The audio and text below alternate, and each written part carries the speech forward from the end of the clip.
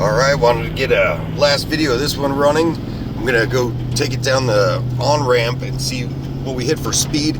I always go kind of onto the on-ramp real nice and slow and easy, and then nail it and then see what I can hit or get up to for speed right as we're passing the triangle. This one, he wanted to save a little bit of money and kind of maybe address it later on, so we're running on a stock speed density ECU. This one's got a small, short overlap duration roller cam that we're going to put on the website, and ported heads, just some mild porting on some F3s, stock pistons, shaved the heads a little bit, and ran the thinner head gasket to bump up compression. We degreed this one at 106 like we normally do, and really nice strong truck. This one we did solo motorsport suspension in. If you hear some clattering, he's missing all of the Teflon strikers in his doors, so they kind of clatter around a little bit. But let's see what this one does getting on the highway here. I think Josh's truck that just left, I think we hit 74 miles an hour right as I was hitting the triangle, so let's see what this one does. And then this one's got a US shift controller, which makes shift much nicer than stock. But all right, here we go.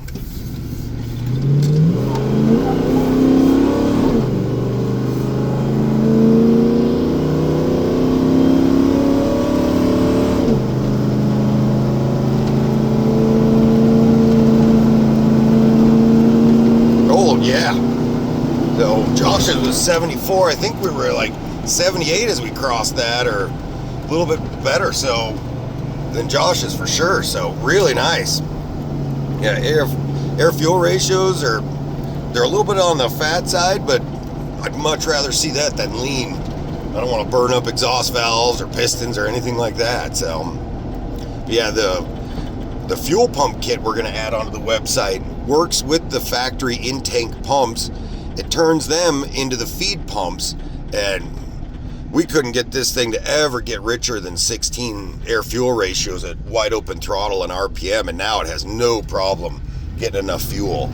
So yeah, really nice truck, real fast. You can see that US shift controller makes a world of difference compared to how the factory transmission shifted and ran. So much nicer. He's going to be thrilled about this truck. It's going all the way back to Louisiana from Wyoming, and told him, I'm like, you're going to make like 20% more power there than it does here. And I call this truck the drifty-250, because good Lord, if you nail the throttle down, it wants to kick it out, just burn rubber. So pretty nice truck. He's going to be super thrilled. As much as I hate to see it go, I am excited for it to leave and move on to the next trucking project. But yeah, let's give it another pull.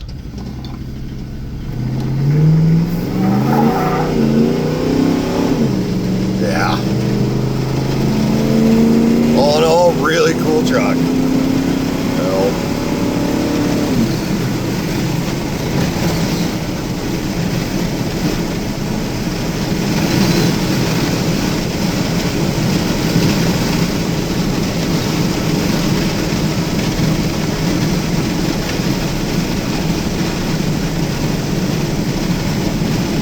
yeah, now it's in the air fuel ratios I want to see.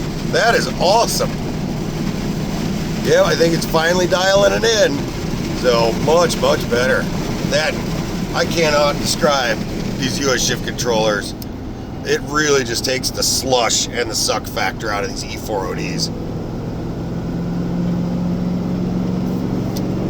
Being able to say, hey, if I'm flooring it, I want it to run all the way to the rev limiter and shift nice and firmly, not this squishy, sloppy stuff.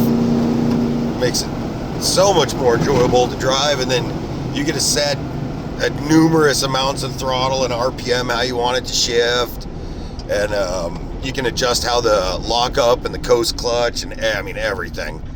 That, and then you can have tables to select between for, kind of like tunes. You could put it into a valet mode where it shifts real sluggishly and earlier than you'd want, just to kind of throttle back a valet driver or something. But yeah, look at that. Nice air fuels are coming together.